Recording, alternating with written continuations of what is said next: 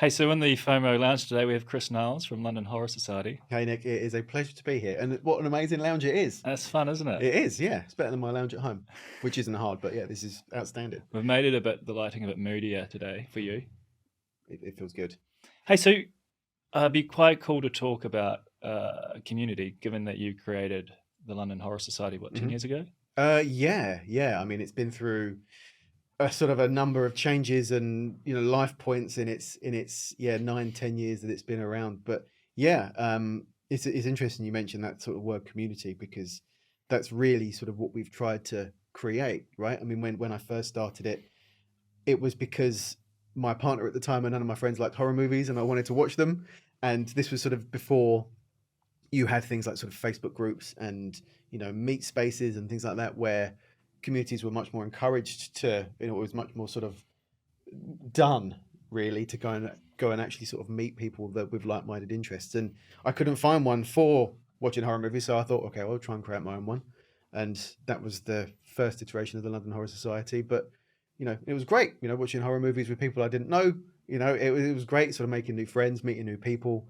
And it was through that I was sort of introduced to people that made films independently, right? Independent filmmakers.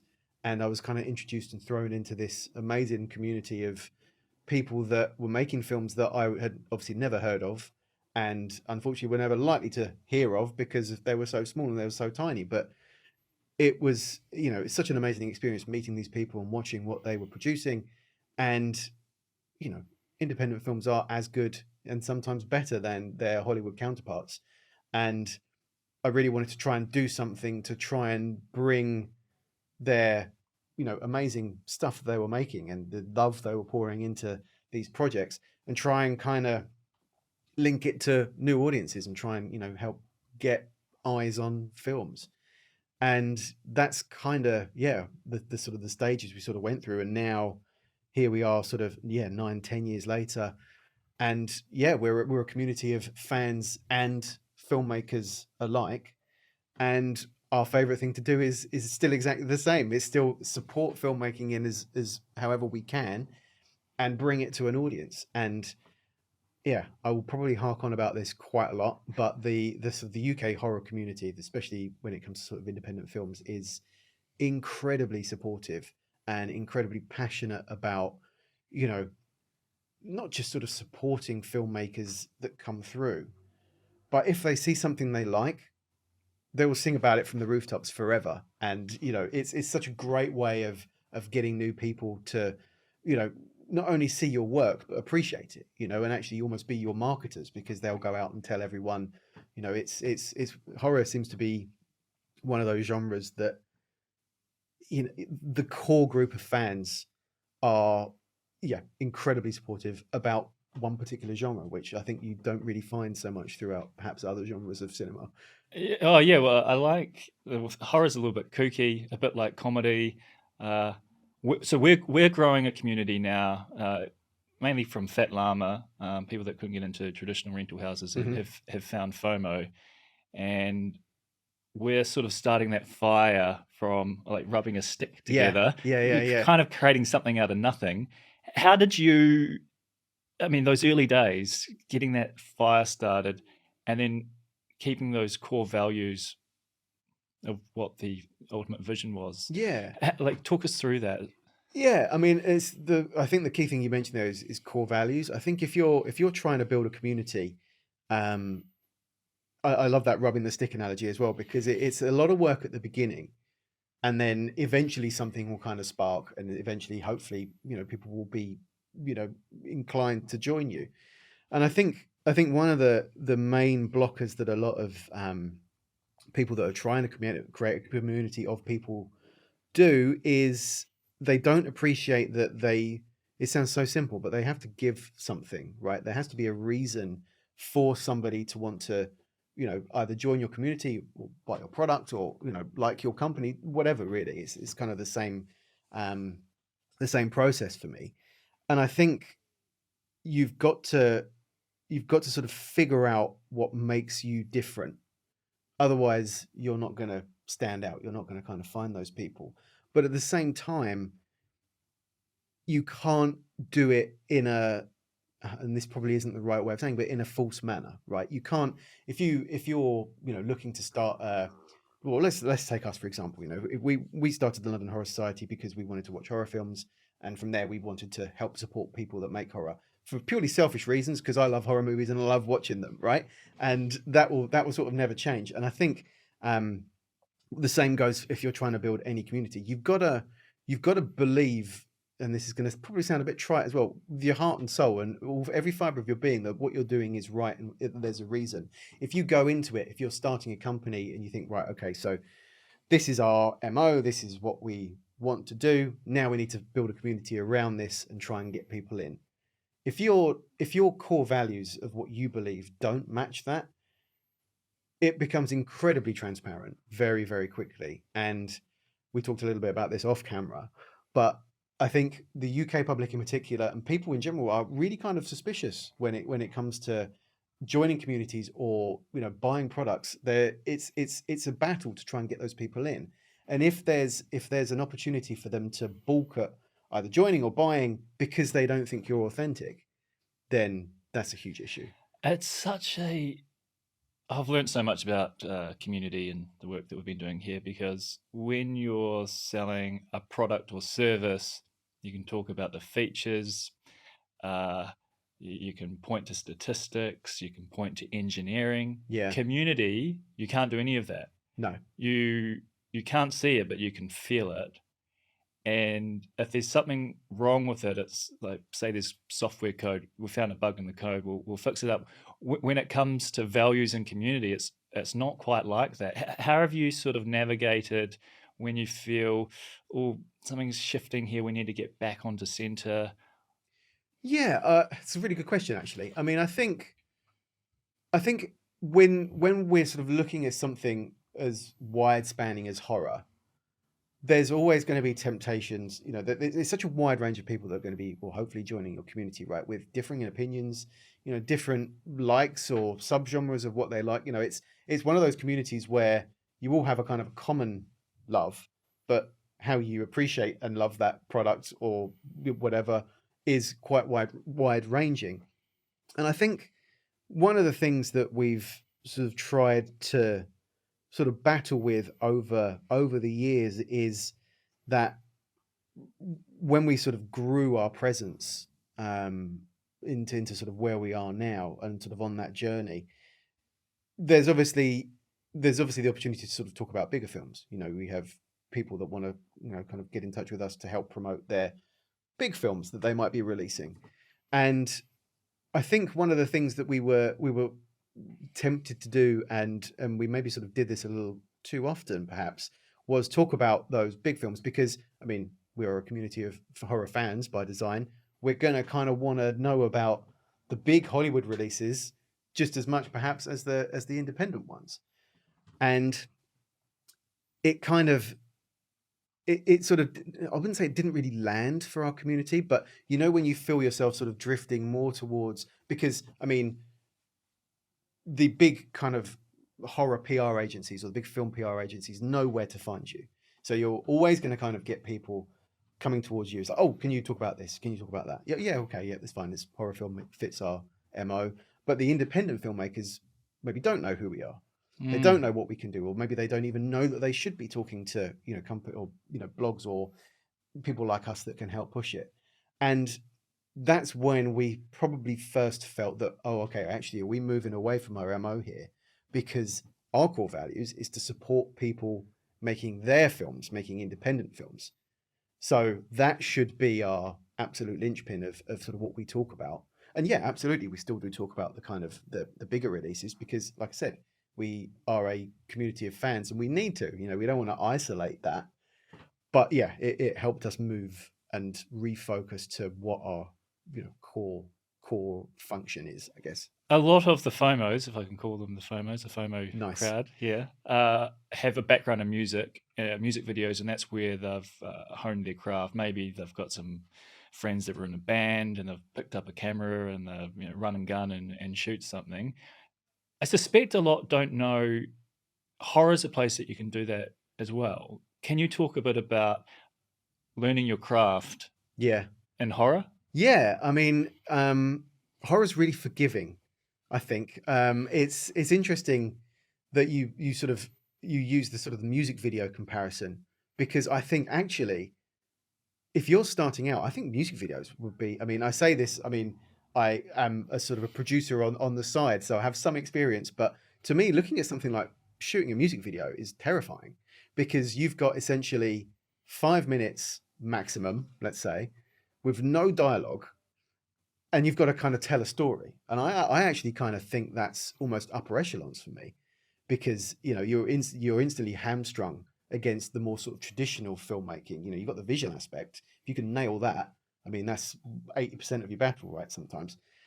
But horror, what we found, and I think this is why a lot of up and coming filmmakers use horror as their entry point, is, like I said, it's kind of forgiving, right? If you don't actually have, compared to other genres, let's say drama or something like that, where you need to, especially if you're making something short, you need to portray almost sometimes your typical sort of 3-act structure within 8 minutes, and you've got to kind of build characters, and you've got to tell this story, and it's got to weave perfectly, and that's really hard to do. But with horror, you kind of can get away with, you could have maybe slightly shoddy camera work, you can maybe have slightly shoddy sound work. I mean, I don't recommend it, but if you kind of throw in, if there's 10 seconds in there that scares people or makes people feel uneasy, it won't be the best film in the world, but people will come away. Job done. Job done, Love right? it. I mean, job done for some people. I mean, I think horror cinema sometimes is, the best at telling a story as well, right?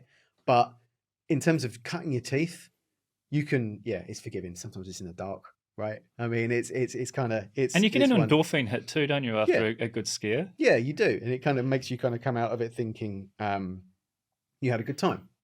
Or if it's been played at a festival or something like that, and it stands out amongst some of the other stuff that you've seen, you come away thinking, yeah, all right, that was pretty good. And again, it's one of those things where if you are learning your craft, I mean, we preach practice. We're all about trying to just get people out making stuff, because that's where you learn it. You can spend years trying to hone the perfect script, and then if you spent 5 years doing that, and then it's cameras down then, and that's your first experience, great. But what could you have been doing in that 5 years? It's quite kind of, if you just have an idea. I mean, high concept horror is huge right now, right? And I think if you just have, I'm so sorry to interrupt. We Sure. just lost a bulb. But Oh. I was going to say we had a ghost in here. Yeah. Just quick, think about where you can pick that one up before you forget. Yeah, Sorry sure. about that. Where can we go with that? One of the things we've found in our community is music videos have been a bit of an entry point to home craft. Horror can do that. Maybe our audience don't know what the opportunity lies in the horror scene. Could you talk a bit about what you've seen there? Yeah, I completely agree. I think horror can be a great entry point for people looking to either get started in filmmaking in general, because I think it's, as a genre, it's pretty forgiving, right? I mean, I don't think, where you can look at other genres, and particularly if you're trying to make a short film or something like that, where you have to kind of convey this narrative, this sort of, even when you're looking at short films, some people try and do these the typical sort of 3-act structures that you might see in a feature, and try and run that, and they have so much work to do, right? They've got to make it look beautiful, they've got to build character, they've got to, like I said, tell this narrative, and then try and finish that. And as a first project, that can be pretty hard to sort of nail every single beat that you need to hit when you're doing that. But with horror, it's slightly more forgiving, I think, because you can probably get away with it looking a little bit less polished, shall we say, or you're not so, your film isn't going to be judged, or it isn't going to be criticized by people looking for just that story, right? You can get away with maybe a bit of choppy storytelling, but if you can land a scare, then whatever you've done previously can be forgiven, right? So it's almost, what I love about the genre is it just, you kind of have that aspect of it. It's incredibly playful. You can bring people in, you can bring friends in, and you can create something in a weekend where you might just have some beers and have some fun ideas and just start shooting around and actually come up with something that is kind of cool. I mean, it's just a way of, exploring themes that you might really not be able to, social aspects, and just, yeah, if there's ever any genre where you can just kind of pick up a camera and play around with ideas, it's horror. Because I mean, if you have that concept that might scare a few people, or if you go the sort of extra mile and you're really talented, you can create like an underlining sense of dread in whatever you're filming, you're going to nail it. Or at least you're going to go some way to nailing it, and people will come away from watching what you've created with a good feeling about it. They, like I said, they kind of forget that it might not be the most polished piece of filmmaking, but if you can land a scare, great, job done, right? Yeah, I love the play aspect to it. I know Rocky Horror isn't really it's more of a comedy, but I went to some friends last year and we all dressed up and we got silly. And I've seen from some of your photos online, people do get dressed up to go to the horror. There's that Halloween aspect to it. And what I love is it forces you to leave the ego at the door. Yeah.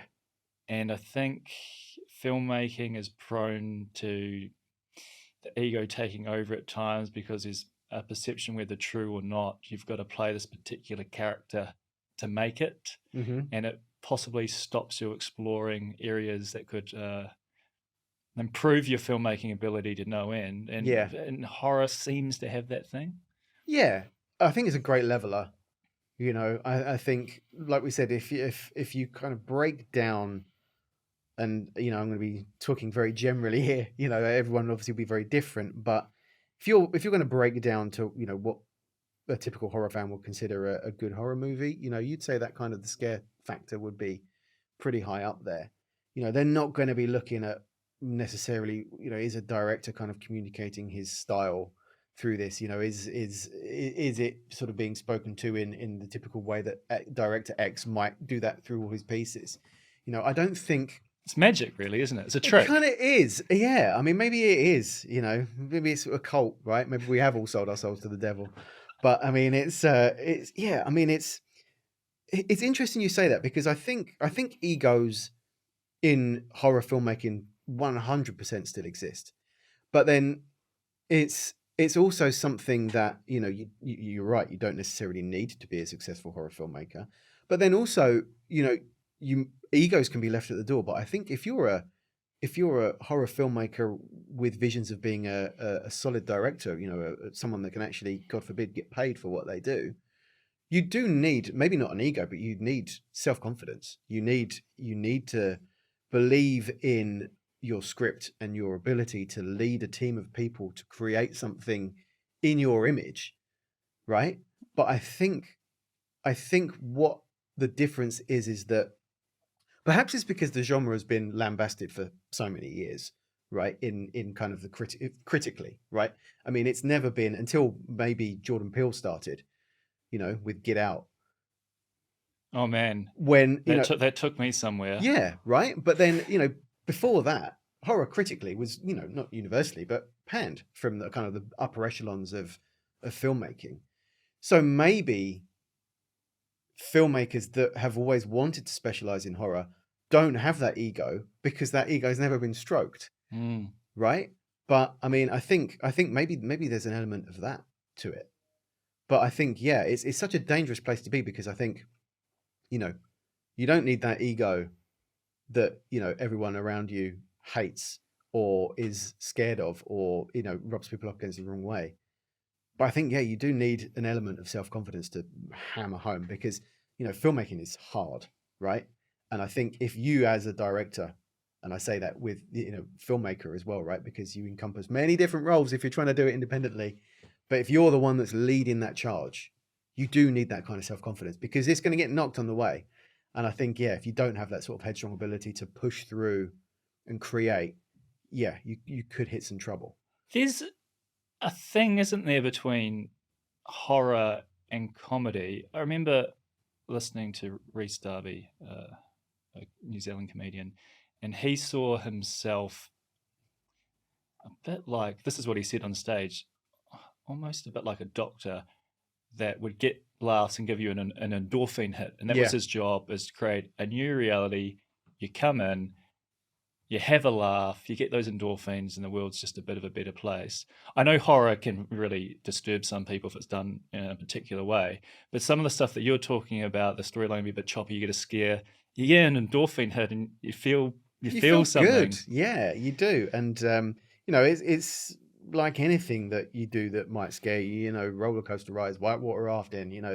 It's all about that kind of white knuckle experience, right? That you want to kind of come away with that adrenaline rush. And I think that probably lands with horror filmmakers, right? I think it's probably I can definitely see the link with comedy where a comedian, if they can just get a laugh, it gives them that confidence to kind of keep going. And it's like, okay, this is actually landing with some people. I imagine it's probably the same with horror filmmakers, right? You get that scare. You see what that one person jump out of their seat at one point in your film, or someone screams or something like that. It's like, okay, nailed it. At least for one person, I nailed it. There's a real vulnerability there, isn't there? Because say in a drama film, people can watch it and you don't get much of a reaction. It's all in their mind. Maybe if you had a conversation afterwards, you actually know what they feel, or you have to open the reviews. But comedy or horror, you're sitting in that audience with another audience, the whole audience, and it's pretty obvious what's going on. What's the mental health side of that to some of these early creators that maybe aren't quite landing it at the start? Oh man, that's a great question. I mean, I think it's again, it goes back to that sort of self-confidence thing, right? I mean, no filmmaker in any genre or in any period of time has ever made a suite of films that have been universally loved by anyone. No filmmaker's made a film, right, that has not been criticized in some way. You're never gonna make something that everybody likes. And I think as a filmmaker, if you try and do that, you're gonna come out with the most bland product that you're ever likely to come out with. I think it's important for filmmakers to remember that if they go into filmmaking with the ambition to make something that everybody likes, you're in a hiding to nothing. And I think anyone sort of just starting out has to accept that it's going to be a journey. You can test different themes, you can test different subgenres throughout your career, but you've got to know that it's not going to land with some people. You can make a brilliant first few films, want to try something else, and you have to have that acceptance that, the core people that you have made films for in the past might not actually like this. But, some people might kind of dig that. Some people will follow you to the ends. But I think, again, if you're doing it with a view of, the mental health side of things is really interesting because, I mean, crikey, if you're in a cinema watching something and nothing's landing, it's incredibly hard. But I guarantee you, someone in that audience would have liked it, or someone would have seen merit in it. And it's just kind of trying to lynch to those things where people, are led by community reaction, right? I mean, and if someone says they sort of don't like it, or if the overall reaction is something's pretty bad, then most people will kind of jump on that. But it's not everyone. I mean, I cannot think of one film that I've seen at film festivals or even in cinemas there's always someone willing to champion even some of the worst things that I've seen, and I think it pays to remember that when you start out. You can't make films that are going to be universally liked because it just doesn't happen, right? Yeah. One of the places I think a really good community comes into play, I think this might be the case with horror. You've got people that are emerging. They're playing the fool. They're inexperienced. They've just put on a movie. No one laughed. No one was scared. What do you do? How does the community? It's hard, right? I mean, it's like I said a couple of minutes ago, making films is hard. And when you pour in blood, sweat, tears, money, and it doesn't land, it can be horrendous, right, for your mental health. But like I said, there will be a splinter group of people. Maybe it's one person, right, that likes what you put on, or there's not going to be, if your film doesn't land, there's not going to be everything wrong with it. Not all your sound's going to be bad. Not all your your camera work isn't all going to be bad. Your actors might not be all bad. So a community will help you kind of, they will try and build you up, right? They're your people. Yeah. I mean, that's sort of what we've tried to create with the London Horror Society, and what pretty much every other horror community hub does. I mean, I think, and I'm sure someone will be able to sort of prove me wrong here, but I think as a sort of weird core group of genre fans, the horror community, particularly in this country, I find, is probably the most supportive that you'll find. I mean, they will be more than happy to sort of sing about anything they've seen that they like, be it Hollywood, be it, independent. But also they'll go the extra mile for maybe stuff that sort of doesn't land. If they believe in the person, or if they like the person that's trying to make a film, they realize that, just because you might make a bad film at the start, or it might be flawed, if you can see what that person was maybe trying to achieve, or again, if you like that person, if it's a nice person that's made this film, it goes so far into trying to kind of, push people, not to give up. And it is really hard if your film is sort of panned, and if you hear, if you're standing at those kind of doors and people are walking out, it's like, oh my God, did you see that one? It was worst. I mean, it's horrendous.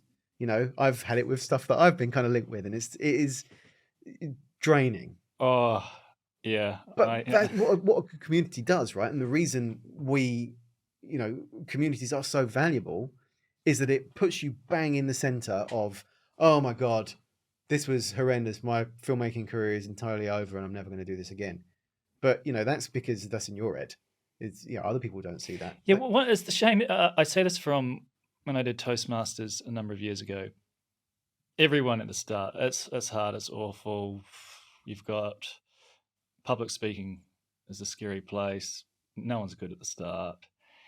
The problem is the people that have just come in haven't seen that the wizards that they see at the same event were pretty shit at the start as well, but you don't get to see that in the journey that they went through. Yeah. And you've got to start somewhere.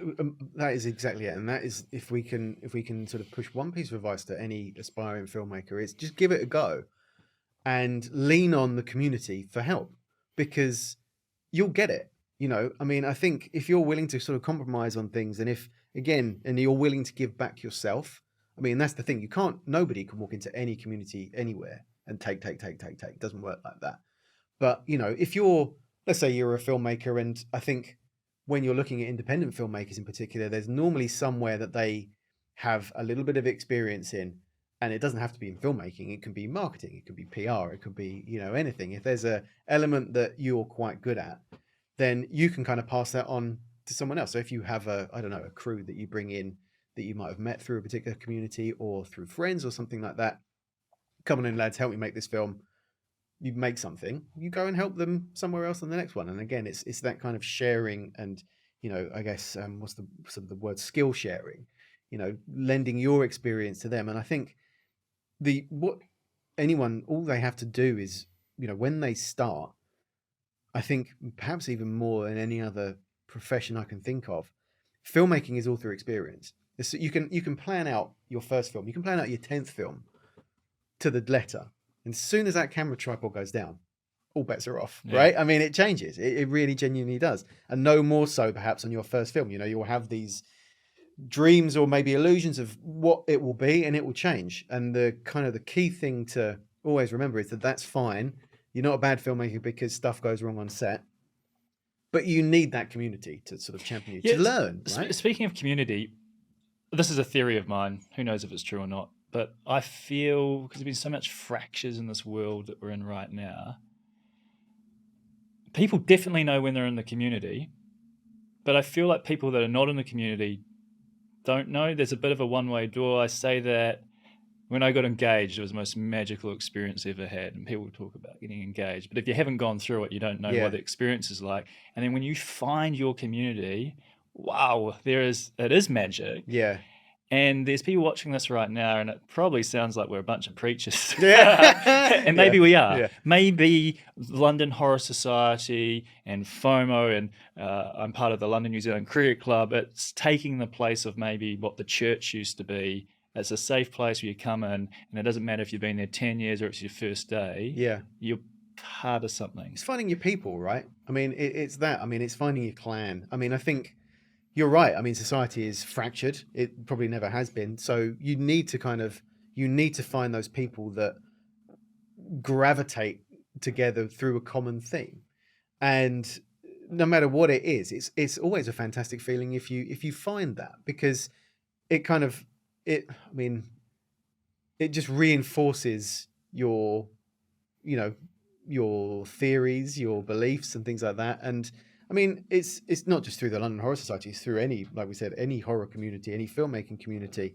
It's just that biggest rush for me when you just meet new people that are into the same things as you. I mean, I know people are, shy. You get shy people, you get sort of very introverted people, and that's absolutely fine. I mean, I'm not saying that people join communities and then they come out of their shell and they explode into life as a beautiful butterfly. Of course, that's not the case, but it's the same thing, right? People will always kind of find their people within communities of shared interests. I think it's great, and it's always, it's really hard these days to meet people. I think we're kind of much more perhaps guarded than we've been. We're suspicious, particularly us Brits.